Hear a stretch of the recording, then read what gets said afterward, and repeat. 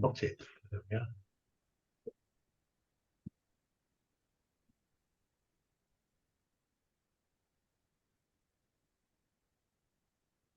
Good morning, ladies and gentlemen.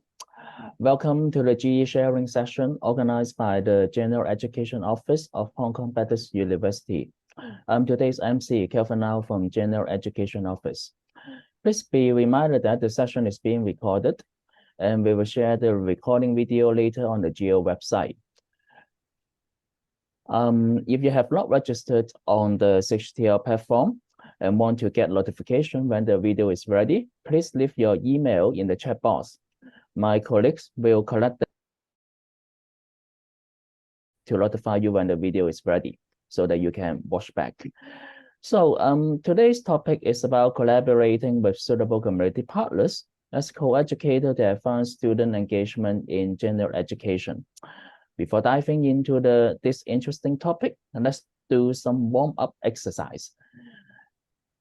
And here, we are posting a couple of questions related to today's topic in Mentimeter, and would like to invite your responses. So please scan this QR code and go to Mentimeter, then you will see the question. If you don't have the mobile with you, please go to menti.com and input the number under the QR code. Then you will land on the same page. And my colleague is going to write the website in the chat box so that you can copy that on the browser to get into the website. So is there anyone have any problems getting onto the Mentimeter to see the question? You can always raise your hand or type in the chat box or just speak out. We are very free here in case you need help. So maybe let's go to the first question. So the first question is, what are the major characteristics of a suitable community partners in your own opinions? And please feel free to write the characteristic you can think of in the boxes below, one in each box. Then you can click submit, and then we can view the result all together.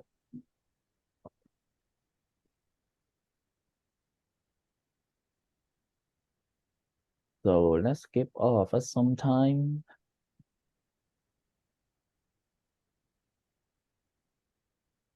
While we have one response, willing to work with others. Suppose there is an R at the end. And any others? Oh. Do we have to put our credit card number in all this or not? Actually, no, no, that's free of charge. Oh. Yeah, so community partner, a suitable community partner to share value and who is reliable. Yeah, I totally agree. Anything else? Any others? Yeah, we have 34 participants here. We should have more responses. Yeah, they are coming in. Engage, interactive, I think passionate is being centered, friendly, helpful, yep, cooperative, yep. So what about the work style in the project, in the student project or the service learning project? Any ideas? Got 17 here. Cooperative, yes. Future-oriented, interesting, ambitious, open-minded, responsible, interactive. Yeah. All right, we see 19 response here, and some of the responses are really interesting. I especially would like to explore more what is about the future-oriented, perhaps with some vision to share with the instructor to work together. Okay, maybe let's jump to the second questions. The major characteristics. Yeah. The second question.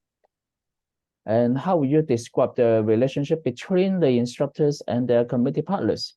So again, you can key in your thoughts in the boxes below. Okay, we got 18 responses already. So the working relationships, let's see, mutually beneficial, of course, yeah, that's extremely important. Trustworthy, I see a couple of it.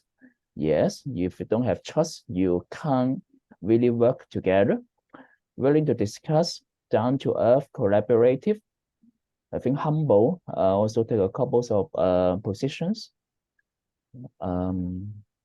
There's new coming in, full of surprises. Okay. Oh, that was mine, I think. Synergistic. Yeah. A response is no idea. So we can explore more in the later sharing. Okay. All right.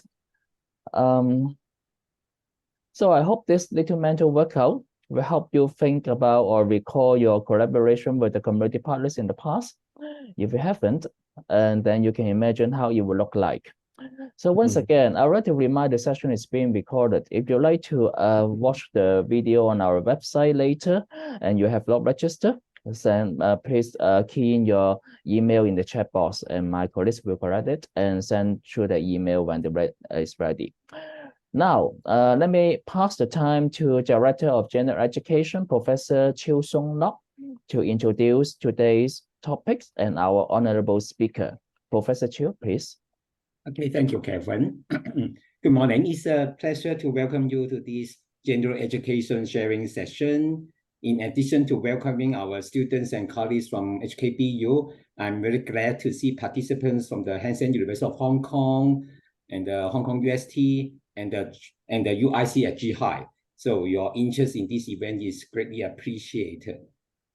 So when it comes to general education courses, community partners play a pivotal role as co-educators, offering invaluable learning experiences to our students. The key to successful engagement with these partners, I believe, begins with identifying those who share our values and can contribute significantly to deliver of our courses and the learning journey to our students. Today, we are privileged to have Professor Robin Snell with us.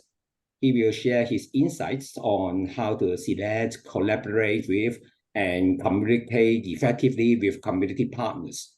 Professor Snell is a highly experienced educator in the domain of general education and service learning.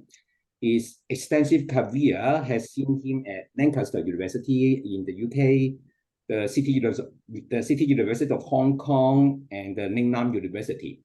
He's currently a visiting professor at the Seng University of Hong Kong, and his notable roles in the past include serving as the Director of Teaching and Learning and the Director of Service Learning at Ningnan University. Notably, he also developed the service learning evaluation tools currently in use at our university. So without further ado, let's give a warm welcome to Professor Snell, and we eagerly anticipate his insights on selecting and working effectively with community partners in our GE courses. So over to you, Robin. Thank you very much, Sung Nok, for that glowing introduction. And thanks everyone also for sharing your thoughts about characteristics of suitable partners and good relationships. I think between you, you've said it all, so there's not much else for me to add really, but I will give a little bit more, I suppose, a little bit of veneer more, which we can discuss after I've shared. So let's have a look at some of the things I've prepared here for you. Collaborating with suitable community partners. Let me just put this on the full thing, right? So we're talking about the context of general education mainly, because that's where I've had quite a lot of my experience with community partners, but I've also done a lot of work in strategic management, which is a nice, suitable general education type subject, because you in strategic management you really do need to bring in wider knowledge in order to be helpful to anyone. So so I've identified here four roles, four important community partner roles. there we've got gatekeeper, co-educator, engaged client, and member of action-oriented learning community. So let's, and I think all those presume the kind of characteristics that you've mentioned in your own sharings at the beginning. So passionate, for example, cooperative, interactive, ambitious, trusting, those kind of qualities of a person and the relationship are important. But let's dig a little bit deeper, I hope. So in terms of gatekeeping then, now they can do a lot to help students gain access to experiences and meaningful projects, right? Instructors alone probably wouldn't be able to do, right? So it's really important that the community partner is willing and able to sponsor and grant access to a meaningful project that is real, in the sense that when the students engage in a project, they would be, and someone said, creating shared value. They would be generating ideas and knowledge that are really valuable, and that the community partner in their organization can take up and run with. So the partner needs to empower and trust students to make a positive contribution. So sometimes the partners are a bit hesitant because they think students might go in and make a mess of things, right? Which is possible. And there are stories where that can happen. So so what you want is a POR who has critical trust. I mean, knows what the students need to know, and knows what the students need, what extra knowledge the students need to have before they engage in the project, and they'll know that better than the instructor. Right, I'll give you some examples in a minute, right? So, but that's part of the gatekeeper role, to be able to grant students access to those kind of experiences. Also, although this is not essential, it's very helpful in a lot of projects to be a kind of network node to help students meet community people in the community, and that's important too, right? For example, right, once I was working with kindergarten students. I mean, this is strange for a business professor to work with kindergarten students, but we're working on service leadership. I'll show you some pictures about that in a minute. And I happened to drop in on a kindergarten somewhere in Tuen Mun, and they were very frightened.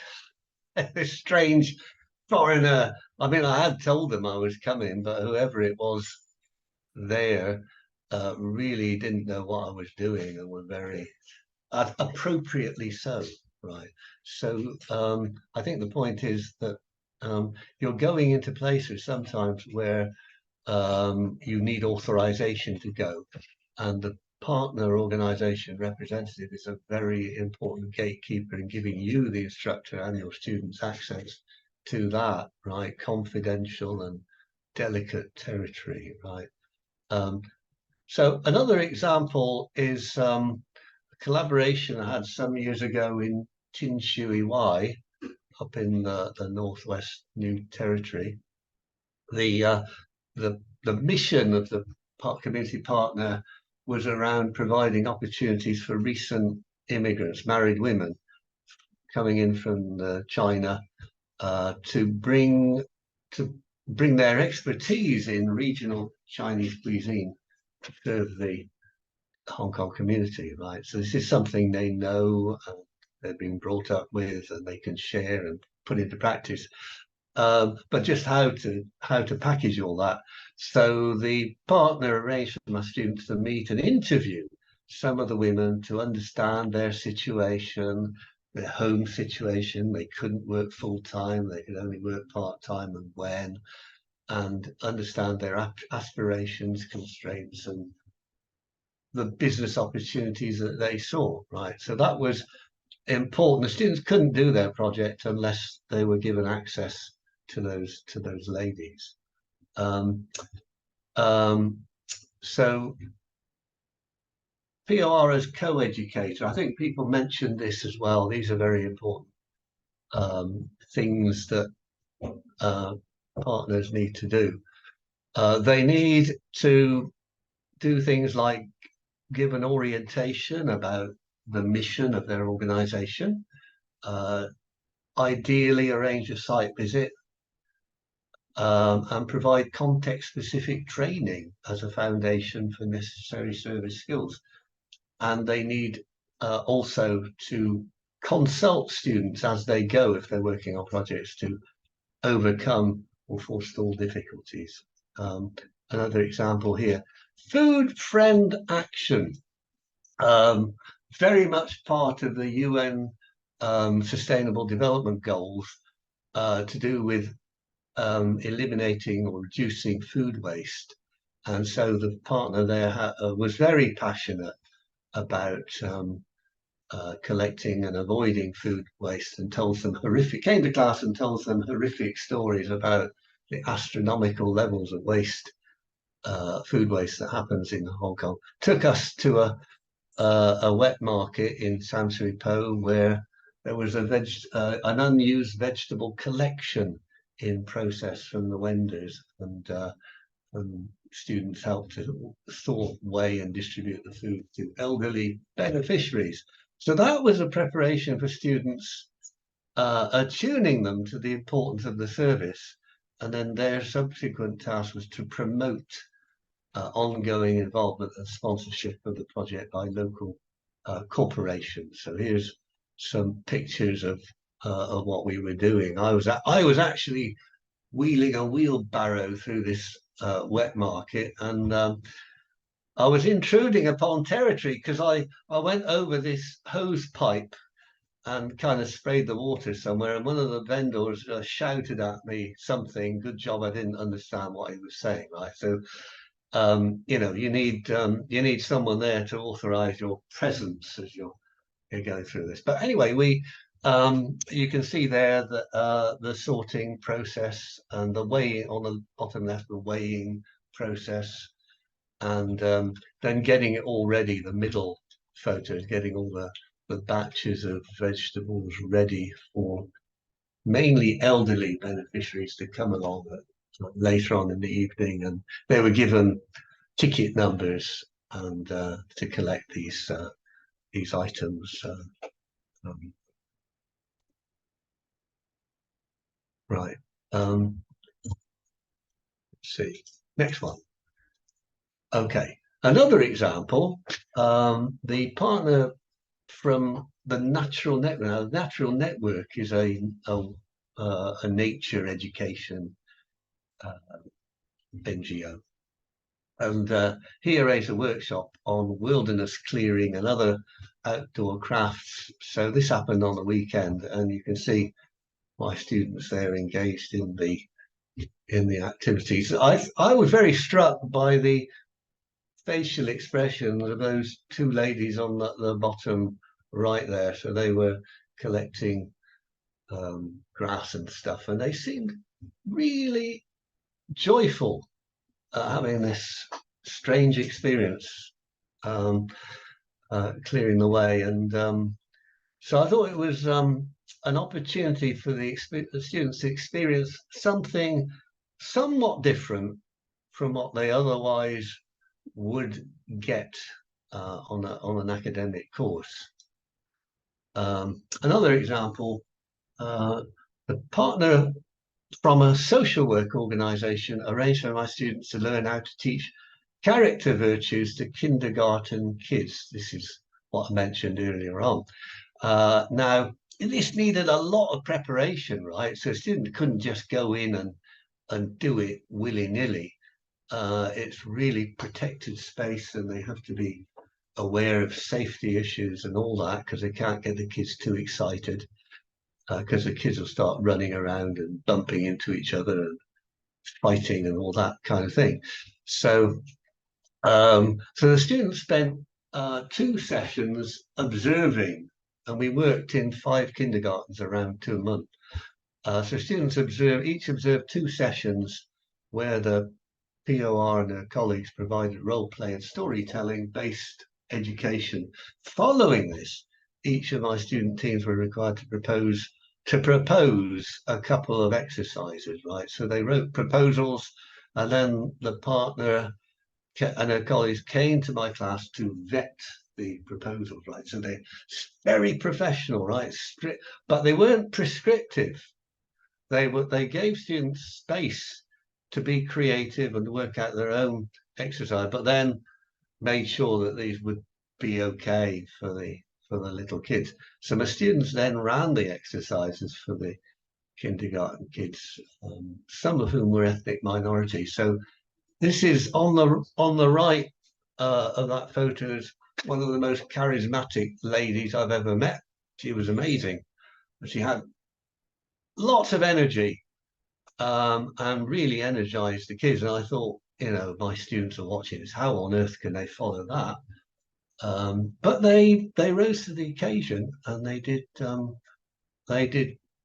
pretty good things. You can see in the center, just above the middle there, a student with a lion mask on. So they were playing the role of animals, in you know, storytelling animals.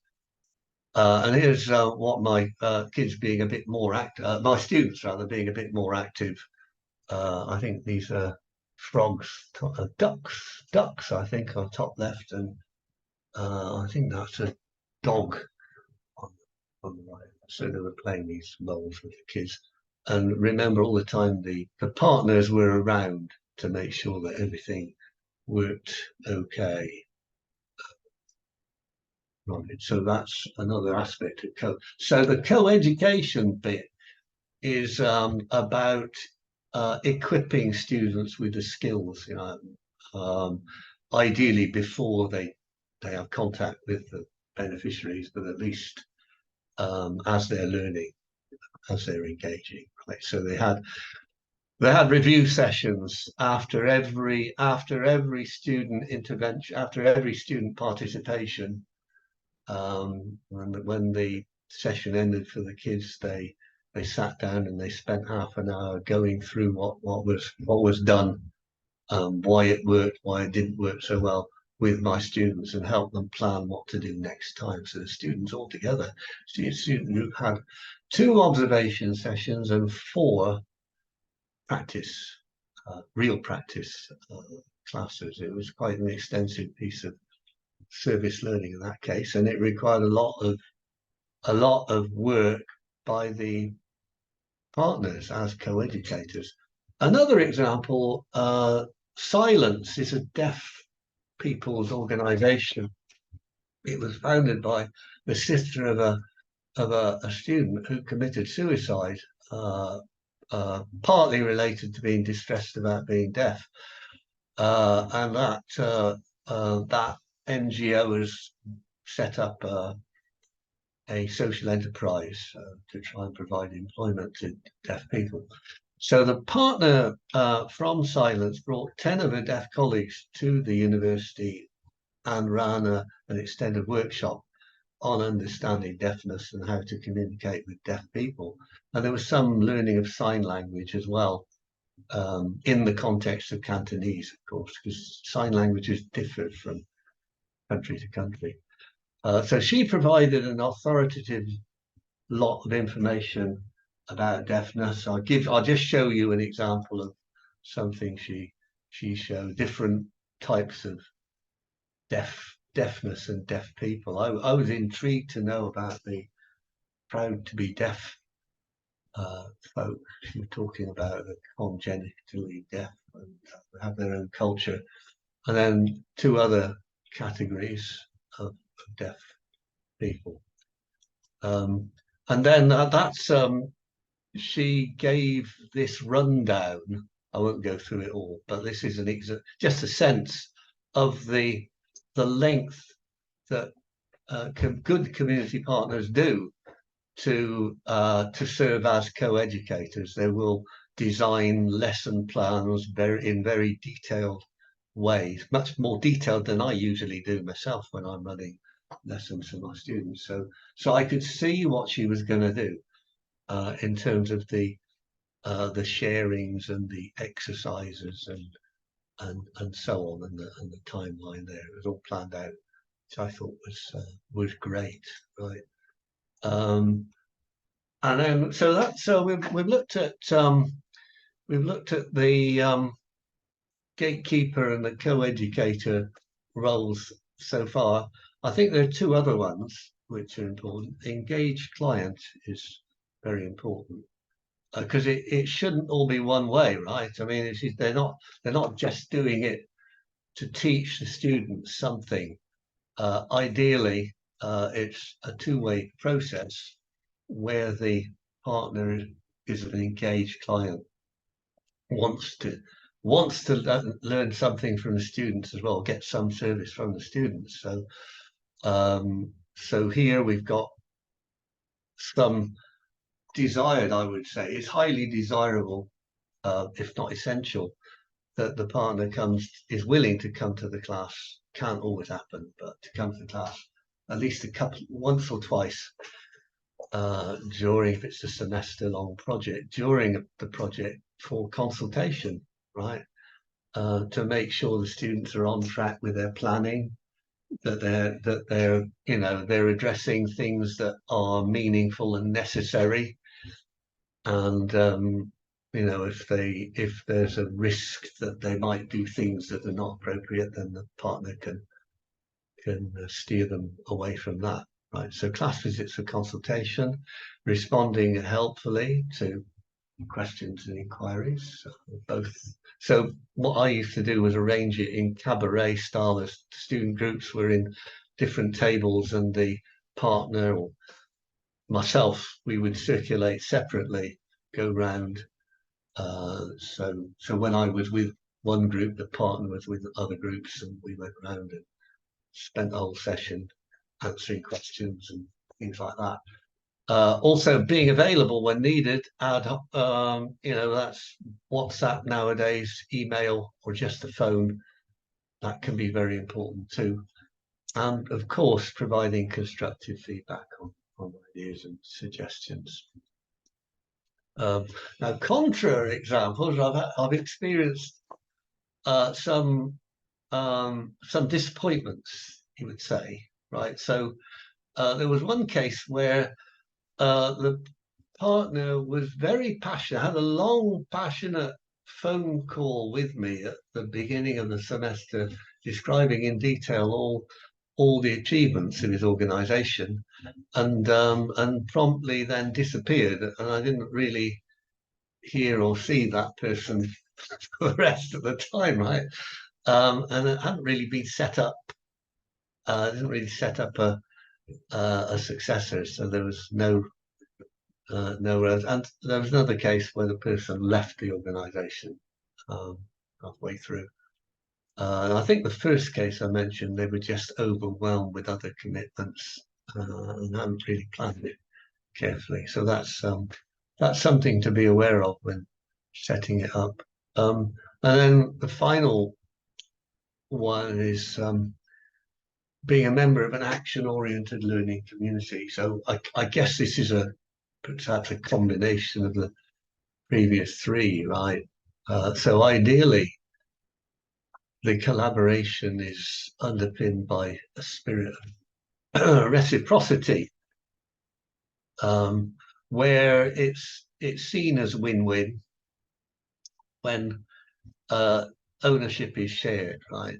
That if it's a meaningful project, then the partner will really want it to work and will make sure it works, in a sense, is willing to go the extra mile to ensure the project effectiveness, thinks outside the box, so is willing to do different things as a result of ideas from the students, and so is willing to learn from, and vice versa. Everyone is part of a community where everyone's willing to learn from one another. So, and go back to this this case here, right? The natural network. So this was at the beginning of the semester, right? And that was off to a great start. And then,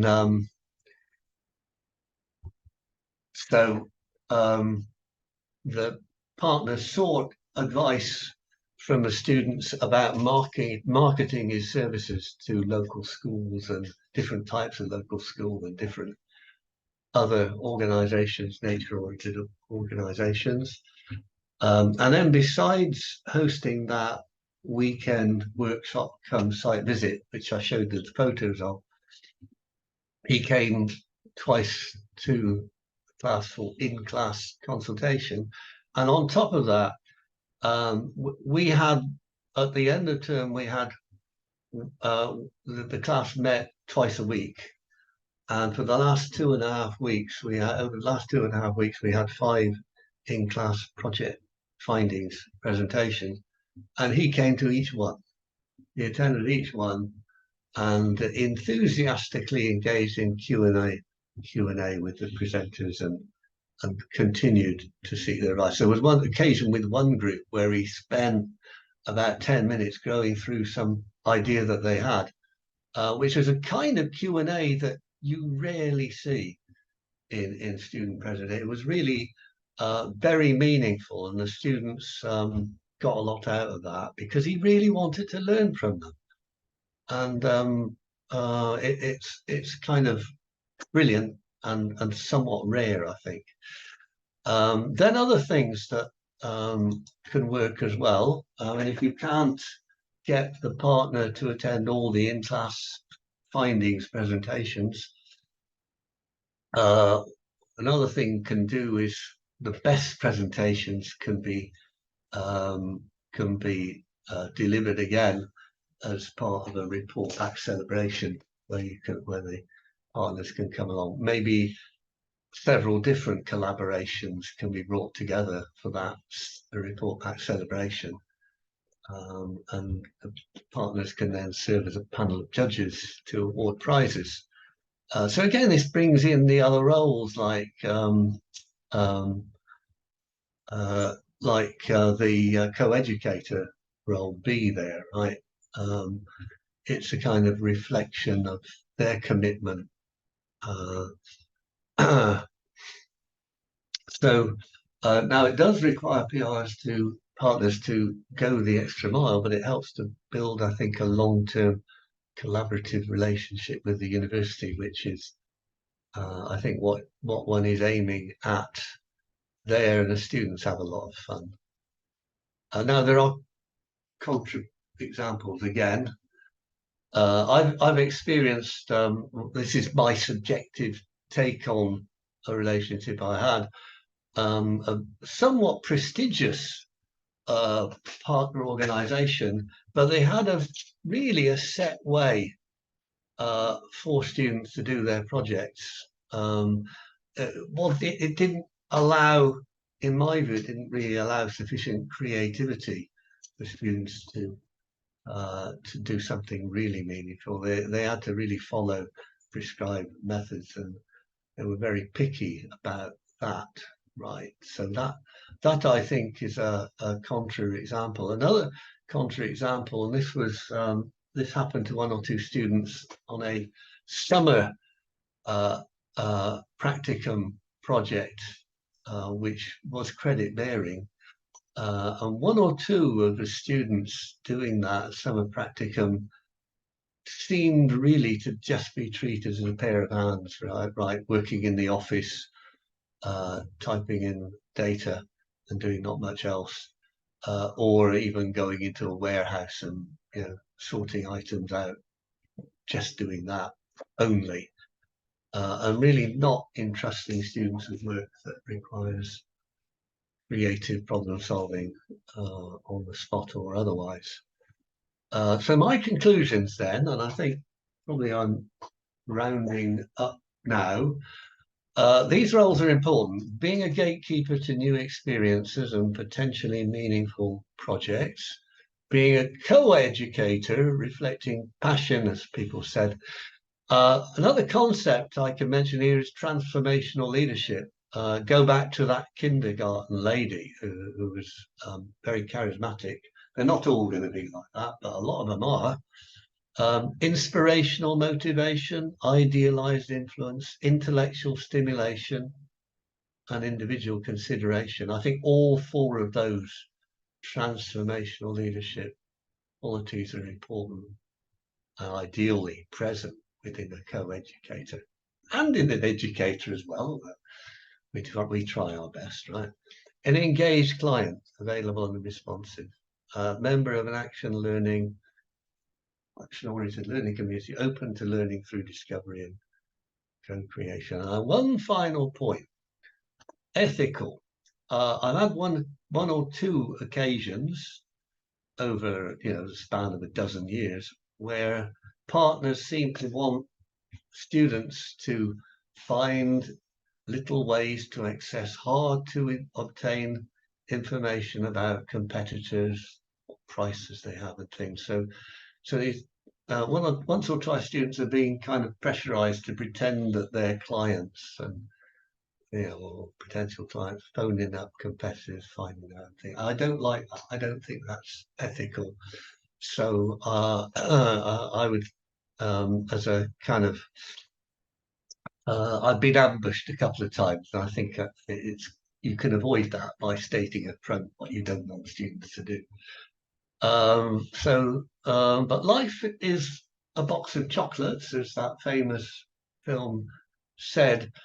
So, and I've, in most cases, I've been working with community partners that I haven't chosen, right? They were chosen for me by, in my case, an Office of Service Learning, or in other cases, an Office of General Education.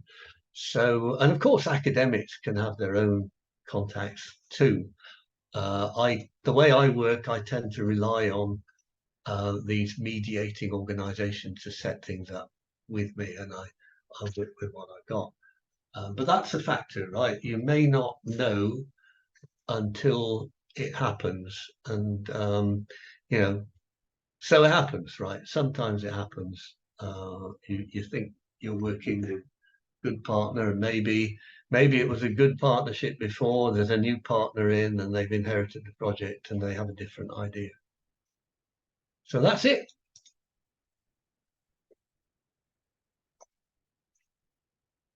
Calvin, your microphone is off. Microphone is off, Calvin. Calvin, can you unmute? Sorry. Yeah, thank you very much, Robin, for such a fantastic and insightful sharing. I'm sure we all learn a lot. Now, we are opening the floor to the audience for the Q&A session. If you have any question, you can either speak out here or you can type it in the chat box. So, any questions here? May I start first? Yep, sure. So we are considering involving our community partners in the assessment of students' work.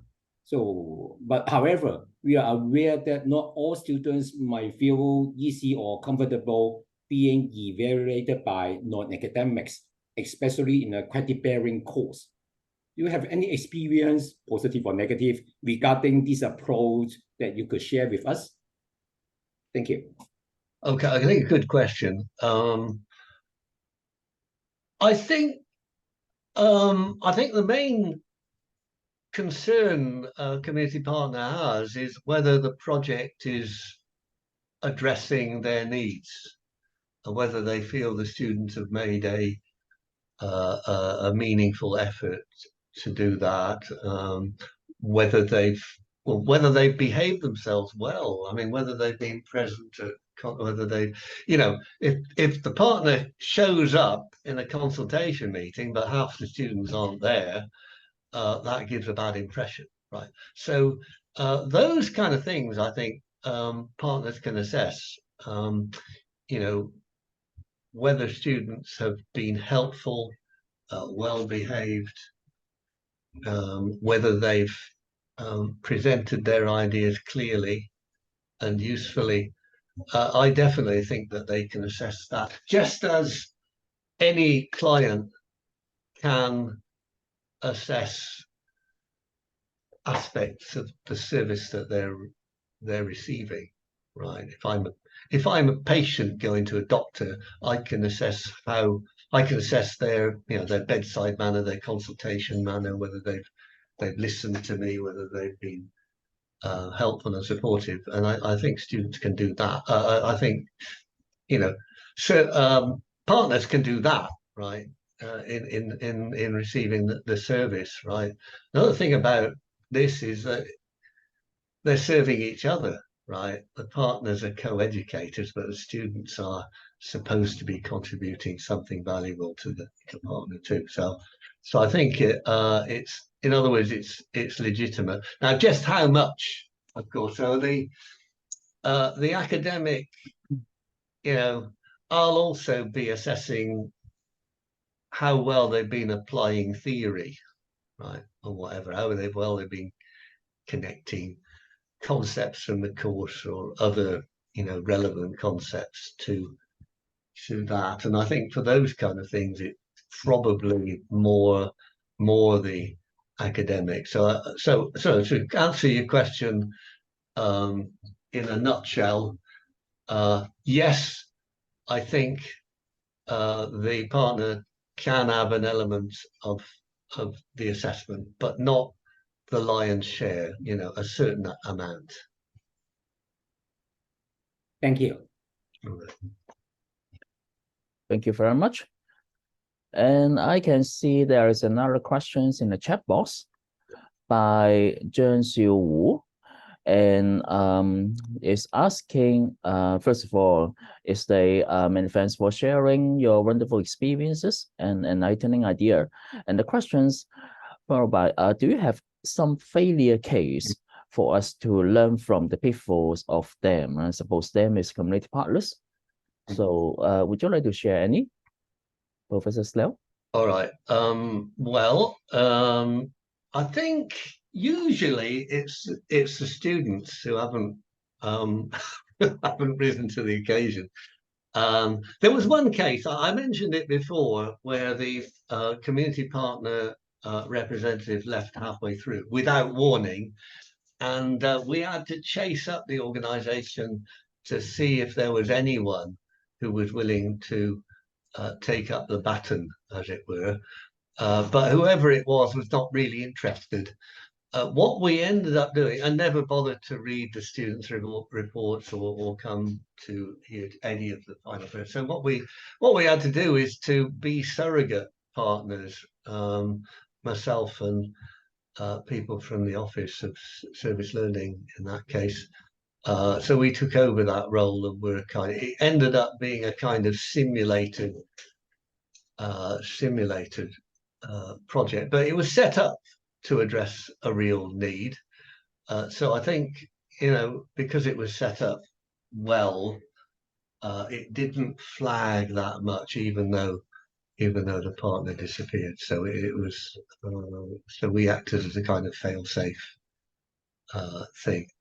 Sometimes students feel that the project they've been given is not all that meaningful. Now, this was something that I didn't do, but I wrote about it with someone else, Ting Ting, a partner, Chen Ting Ting, a partner at Lingnan, and then she ran a session with another outdoor organization, and several of those projects were very meaningful, but one of them, it was about the signboards in the park, and the students were asked to you know, redesign the signboards and recommend where they should be positioned, and the students didn't really think that it was necessary at all. It seemed to be a bit of an afterthought. So to some extent that was a bit of a failure, although so these kind of things are what you make of them, right? I think there was one student in that group who caught on, who realized how they could make it more meaningful, but she had difficulties persuading the other students. So again, it's not a complete failure,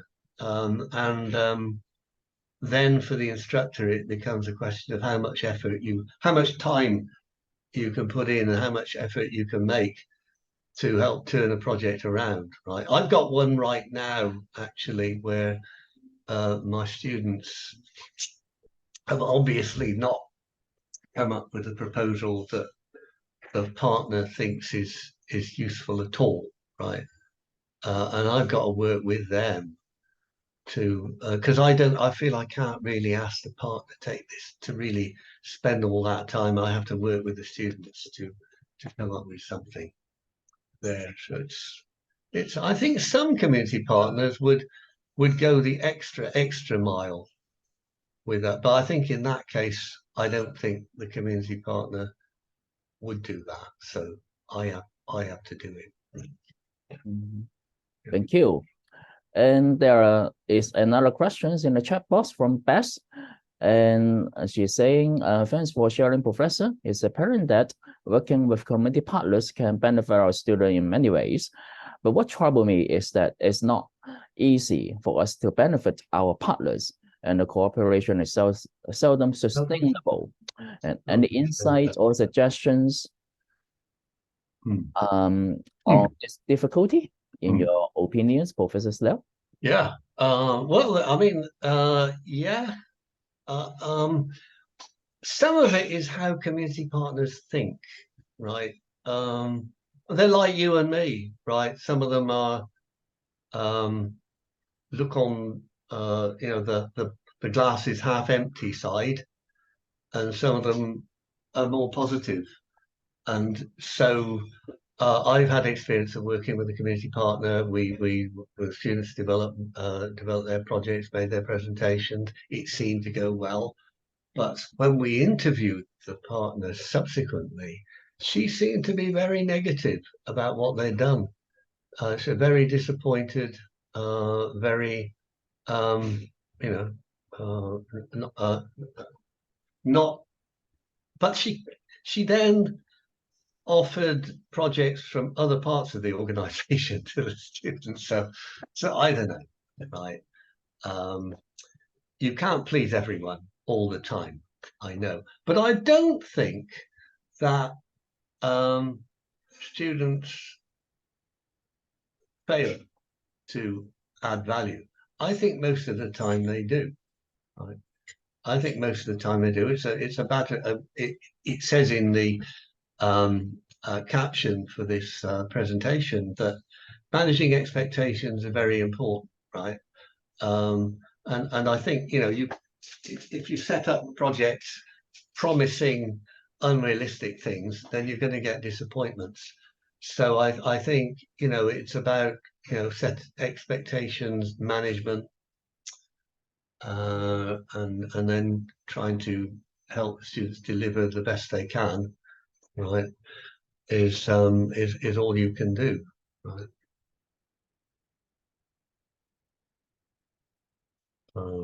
Thank you. Okay. And there is one more questions in the chat box from Archie. And thank you, Professor Snell, for informative sharing. You mentioned that sometimes a student who don't step up. Yeah. How do you balance meeting the expectation of community partners and letting students independently work on their project, assuming that there are often a trade-off between the two, where more intervention from teachers is needed to improve the quality of student output? Yeah, there's always a struggle. Yeah, it is a struggle. Well, I've been lucky to work in many cases to work with agencies like the Office of Service Learning when I was at Lingnan, and they often had teaching assistants appointed by the students, and they let me know where there were problems, right? And the teaching assistants also did things that I hate doing, like scheduling, you know, when the students should go where, and doing a lot of the logistics work, which is really important. And in the process of doing those logistics works, they had to liaise with the student teams, and they heard stories of free riding and all that. So those things came to my attention, and where I found that there were problematic groups, I was able to work with the Office of Service Learning to try and address the problem, right? If you're on your own, if you don't have a mediating agency and you've got, you know, 5 or 6 student teams, it's quite hard.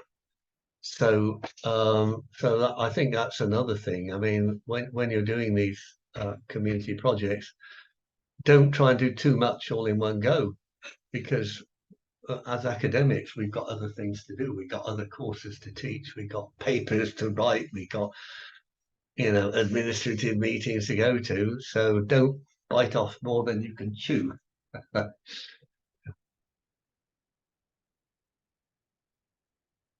Thank you very much. Yes, besides managing the community partners, we also have to manage ourselves. Yeah.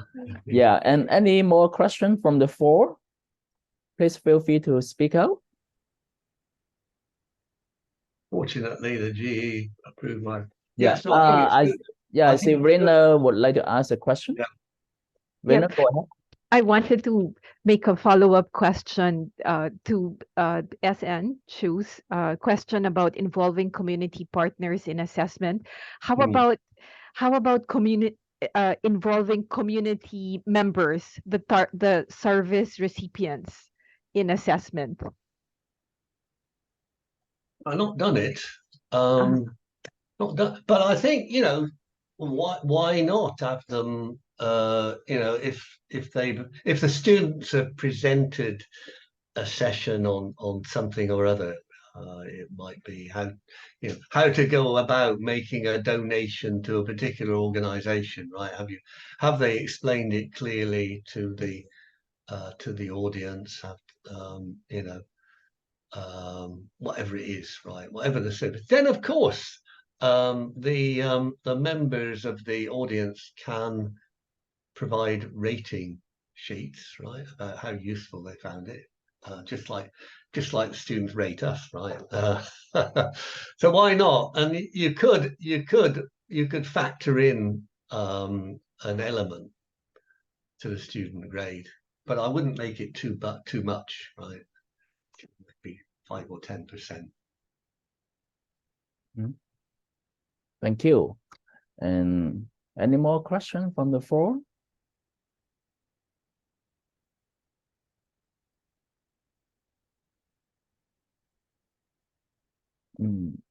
If not, then maybe I will take this advantage to ask Professor Snell one more questions. So what do you think the best strategies of managing the community partners according to your experience? You know, especially when the community partners really push on their own initiative, but are so different from the original idea that the instruction expected. So and yet it's actually happened after both sides engage.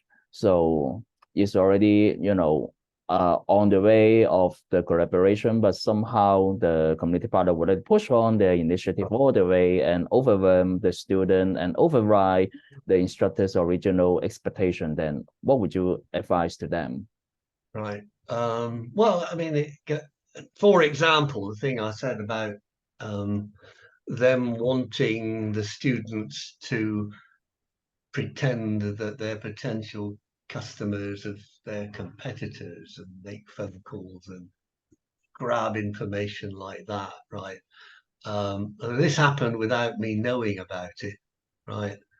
I was really surprised and didn't like it. So what I did, right? I mean, the students did what they did, and maybe they weren't aware of the ethic. So I made the students reflect on the ethical issues. I had, you know, I required them to, in their reflective reports, reflect on, you know, confess in a sense of some of the things that I don't necessarily, I still don't think the students believe that they were asked to do something wrong, but I did.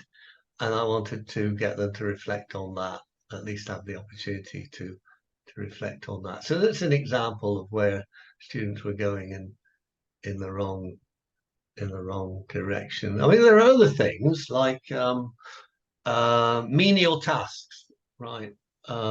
So this was a summer practicum experience, right? And I was one of the academics involved in that. And so it's credit bearing. The students were expected to do a reflective journal of the service leadership skills that they'd been practicing, but they were being asked to do very menial, not meaningful, menial tasks,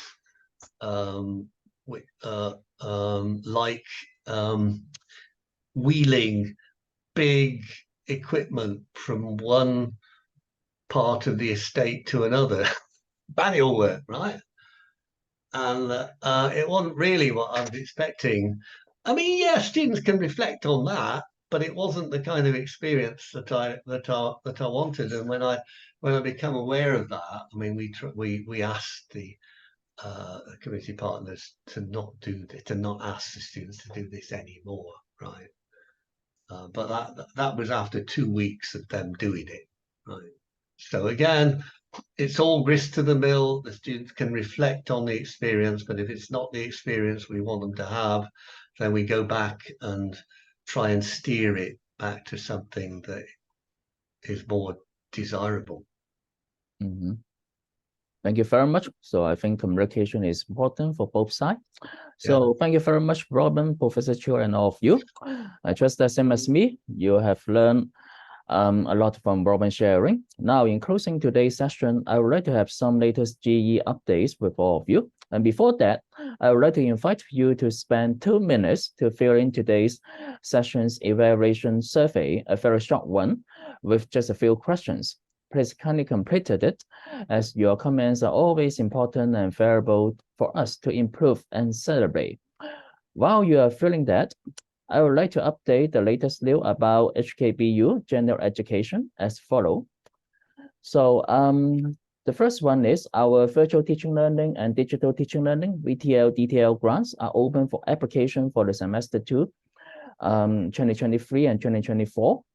And if you have any virtual teaching and learning initiative and to teach your GE course, then that's the grant for you to apply. So you can scan on a QR code for more details. And of course, you can always come to our office and talk to our colleagues or by phone to make the inquiries. And we are happy to tell you a lot more about this. And another thing is, the Teen Carping Character and Ethics Development Scheme, the grant for this one are also open for applications. It aims to promote student cultural and ethical understanding, personal identity and characters through in-depth personal immersion in the cross-Drive 4 regions. So if you are going to do the community projects that will touch on mainland China, Macau, Hong Kong, and Taiwan, or both of them, some of them, then that's also the right ground for you to consider. So please feel free to talk to our colleagues to get more details as well. Yeah, exciting projects. Yeah, and with well financially supported, and we always look for good GE project that can be supported and to do more both local and overseas. And for more updates, always follow us on Facebook and Instagram. Here is the QR code for you to scan. So you can always follow us for the latest development and the latest news from our office. So thank you very much for joining us today. I hope that you will gain some insights from our sharing and from Robin sharing as well. And we look forward to seeing you again in our future events. And don't forget to fill in your evaluation survey. If you have any additional questions, I would like to ask Robin or would like to discuss with us, you may stay behind and we are happy to have further discussion with you as well. So thank you very much and see you next time. Bye. Bye bye. Bye-bye.